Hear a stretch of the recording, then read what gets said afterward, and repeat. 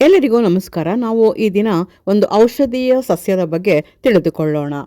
ಸಮಗ್ರ ಆರೋಗ್ಯಕ್ಕಾಗಿ ಅವರಂಪು, ಸೆನ್ನಾ ಅರಿಕ್ಯುಲಾಬಾ ಎಂದು ಕರೆಯಲ್ಪಡುವ ಅವರಂಪು ಭಾರತ ಮತ್ತು ಶ್ರೀಲಂಕಾದಲ್ಲಿ ಹೇರಳವಾಗಿ ಬೆಳೆಯುವ ಸಾಂಪ್ರದಾಯಿಕ ಔಷಧೀಯ ಸಸ್ಯವಾಗಿದೆ. ನವಿರಾದ ಸುವಾಸನೆ ಬೀರುವ ಹಳದಿ ಹೂವುಗಳನ್ನು ಶತಮಾನಗಳಿಂದ ಆಯುರ್ವೇದ ಮತ್ತು ಸಿದ್ಧ ಔಷಧದಲ್ಲಿ ಬಳಸುತ್ತಾ ಬಂದಿದ್ದಾರೆ.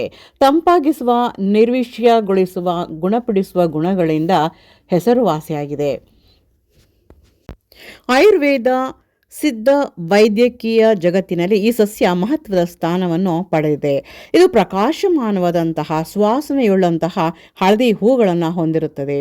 ಹೊಳೆಯುವ ಆರೋಗ್ಯಕರ ಚರ್ಮಕ್ಕಾಗಿ ಅವರಂಪುವನ್ನು ಕೂಡ ನಾವಿಲ್ಲಿ ಬಳಸಬಹುದು. ಅವರಂಪು ಗಿಡವನ್ನು ಕನ್ನಡದಲ್ಲಿ ಆವರಿಕೆ ಗಿಡ ಅಥವಾ ತಂಗಡಿ ಗಿಡ ಎಂದು ಕರೆಯಲಾಗುತ್ತದೆ. ಸಾಂಪ್ರದಾಯಿಕ ವೈದ್ಯ ಪದ್ಧತಿಯಲ್ಲಿ ಇದರ ಹೂವುಗಳು, ಎಲೆಗಳು, ಬೇರುಗಳನ್ನು ವ್ಯಾಪಕವಾಗಿ ಬಳಸಲಾಗುತ್ತದೆ. ಈ ಹೂವಿನ ಪ್ರಯೋಜನಗಳು ಅಥವಾ ಉಪಯೋಗಗಳು: ರಕ್ತದಲ್ಲಿನ ಸಕ್ಕರೆ ಮಟ್ಟವನ್ನು ನಿಯಂತ್ರಿಸುತ್ತದೆ, ಯಕೃತ್ತಿನ ಕಾರ್ಯ ಮತ್ತು ನಿರ್ವಿಷೀಕರಣವನ್ನು ಹೆಚ್ಚಿಸುತ್ತದೆ, ದೇಹದಿಂದ ವಿಷವನ್ನು ತೆಗೆದುಹಾಕುತ್ತದೆ, ಜೀರ್ಣಕ್ರಿಯೆಯನ್ನು ಉತ್ತಮಪಡಿಸುತ್ತದೆ, ಚರ್ಮದ ಆರೋಗ್ಯವನ್ನು ಕಾಪಾಡುವುದಲ್ಲದೆ ಮೊಡವೆಗಳಿಗೆ ಅತ್ಯುತ್ತಮ ಚಿಕಿತ್ಸೆ ಕೂಡ ಇದಾಗಿದೆ. ಚರ್ಮವನ್ನು ತಿಳಿಗೊಳಿಸುವ ಮತ್ತು ಹೊಳೆಯುವಂತ ಮಾಡುವ ಕೆಲಸವನ್ನು ಕೂಡ ಇದು ಮಾಡುತ್ತದೆ. ನೈಸರ್ಗಿಕ ಶೀತಕವಾಗಿ ಕಾರ್ಯನಿರ್ವಹಿಸುತ್ತದೆ, ದೇಹದ ಉಷ್ಣತೆ ಕಡಿಮೆ ಮಾಡುತ್ತದೆ, ಅತಿಯಾಗಿ ಬೆವರು ಮತ್ತು ನಿರ್ಜಲೀಕರಣ ತಡೆಯುತ್ತದೆ. ಬೇಸಿಗೆಯಲ್ಲಿ ಗಿಡಮೂಲಿಕೆ ಪಾನೀಯವಾಗಿ, ಬೇಸಿಗೆ ಕೂಲರ್ಗಳಲ್ಲಿ ಇದನ್ನು ಬಳಸುತ್ತಾರೆ. ಆರೋಗ್ಯಕರ ಕೂದಲು ಮತ್ತು ನೆತ್ತಿಯನ್ನು ತಂಪಾಗಿಸುತ್ತದೆ. ಬ್ಯಾಕ್ಟೀರಿಯಾ ವಿರೋಧಿಯಾದುದರಿಂದ ತಲೆಹೊಟ್ಟು, ತುರಿಕೆ, ಸೋಂಕು ತಡೆಯುತ್ತದೆ. ಜೀರ್ಣಕ್ರಿಯೆಯನ್ನು ಕೂಡ ಸುಧಾರಿಸುತ್ತದೆ. ತೂಕ ನಷ್ಟ ಸುಧಾರಿಸುತ್ತದೆ. ದೇಹದ ತೂಕದ ಸಮತೋಲನೆಯನ್ನು ಕಾಪಾಡಿಕೊಳ್ಳಲು ನೆರವಾಗುತ್ತದೆ. ಮೂತ್ರನಾಳದ ಸೋಂಕನ್ನು ತಡೆಯುತ್ತದೆ. ಮುಟ್ಟಿನ ಸಂದರ್ಭದಲ್ಲಿ ಉಂಟಾಗುವ ನೋವು ಇನ್ನಿತರ ಕ್ರಿಯೆಗಳನ್ನು ಉಂಟಾಗದಂತೆ ತಡೆಯುತ್ತದೆ. ರೋಗ ನಿರೋಧಕ ಶಕ್ತಿಯನ್ನು ಹೆಚ್ಚಿಸುತ್ತದೆ. ಮತ್ತು ಬಳಸುವ ವಿಧಾನ: ಈ ಆಂತರಿಕವಾಗಿ ನಾವು ಈ ಹೂವನ್ನು ಬಳಸುವಾಗ ತಜ್ಞ ವೈದ್ಯರ ಸಲಹೆಯನ್ನು ಪಡೆದು ಉತ್ತಮ. ಅದು ಮತ್ತು ಇದನ್ನು ಬಾಹ್ಯ ಕಾರಣಕ್ಕಾಗಿ ಬಳಸಬೇಕಾದ್ರೆ ಇದನ್ನು ಯಾವುದೇ ಒಂದು ತೊಂದರೆ ಇಲ್ಲದೆ ಇದನ್ನು ನಾವು ಬಳಸ್ಕೊಳ್ಬಹುದು. ಬಳಸುವ ವಿಧಾನ: ಒಣಗಿದ ಅವರಂಪು ಹೂಗಳನ್ನು 10 ನಿಮಿಷದ ಕಾಲ ಬಿಸಿನೀರಿನಲ್ಲಿ ಕುದಿಸಿದರೆ ಇದರ ಚಹಾ ಸಿದ್ಧ. ಮೊಸರು ಅಥವಾ ರೋಸ್ ವಾಟರ್ನಲ್ಲಿ ಅವರಂಪು ಪುಡಿ ಹಾಕಿ ಫೇಸ್ ಪ್ಯಾಕ್ ಮಾಡಿಕೊಳ್ಳಬಹುದು. ಶುದ್ಧವಾದ ಕೊಬ್ಬರಿ ಎಣ್ಣೆಯಲ್ಲಿ ಅವರಂಪು ಹಾಕಿ ನೆನೆಸಿ ತಲೆಗೆ ಹಚ್ಚಿ ಸ್ನಾನ ಮಾಡಿಕೊಳ್ಳಬಹುದು. ಸ್ನಾನದ ನೀರಿಗೆ ಪುಡಿ ಅಥವಾ ಒಣಗಿದ ಹೂವುಗಳನ್ನು ಸೇರಿಸಿ ಸ್ನಾನ ಮಾಡಬಹುದು. ಇದರಿಂದ ದೇಹದ ಉಷ್ಣತೆ ಕಡಿಮೆಯಾಗುತ್ತದೆ ಮತ್ತು ವಿಶ್ರಾಂತಿ ಕೂಡ ಸಿಗುತ್ತದೆ.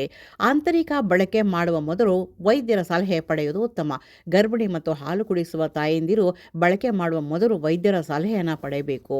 ಅವರಂಪು ಸಾಮಾನ್ಯವಾಗಿ ಸುರಕ್ಷಿತವಾಗಿದ್ದರೂ ವೈದ್ಯರ ಸಲಹೆ ಪಡೆದು ನಿಯಮಿತವಾಗಿ ಬಳಸಿಕೊಳ್ಳಬಹುದು. ಅವರಂಪು ಬಹುಮುಖ್ಯವಾಗಿ ಕೂದಲಿನ ಬೆಳವಣಿಗೆಗೆ ಸಹಾಯ ಮಾಡುತ್ತದೆ. ಜೊತೆಗೆ ಚರ್ಮದ ಬಣ್ಣವನ್ನು ತಿಳಿಗೊಳಿಸುತ್ತದೆ. ಚರ್ಮದ ಆರೋಗ್ಯವನ್ನು ಕೂಡ ಇದು ಕಾಪಾಡುತ್ತದೆ.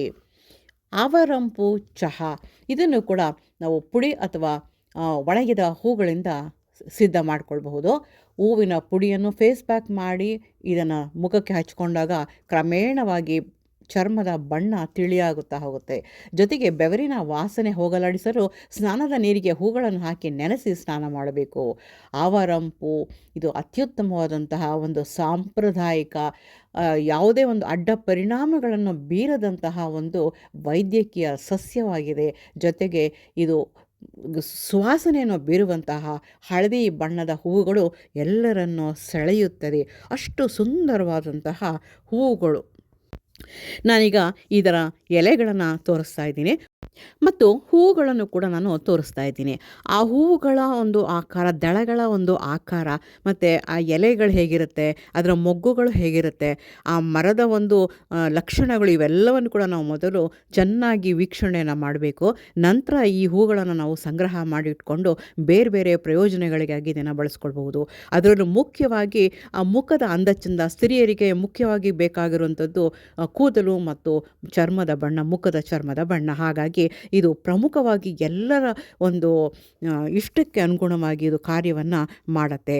ನಾನಿಲ್ಲಿ ಕೊಟ್ಟಿರುವಂತಹ ಒಂದು ಮಾಹಿತಿ ನಿಮಗೆ ಇಷ್ಟವಾಗಿದ್ದರೆ ಲೈಕ್ ಮಾಡಿ, ಸಬ್ಸ್ಕ್ರೈಬ್ ಮಾಡಿ ಮತ್ತು ಎಲ್ಲೆಲ್ಲೂ ಕೂಡ ಬೆಳೆಯುವಂತಹ ಈ ಗಿಡದ ಹೂಗಳನ್ನು ಸಂಗ್ರಹ ಮಾಡಿಟ್ಕೊಂಡು ನೆರಳಿನಲ್ಲಿ ಒಣಗಿಸಿ ಬಳಸಿಕೊಳ್ಳಿ. ನಮಸ್ಕಾರ. ಮತ್ತೊಮ್ಮೆ ಈ ಗಿಡವನ್ನು ನೋಡಿ.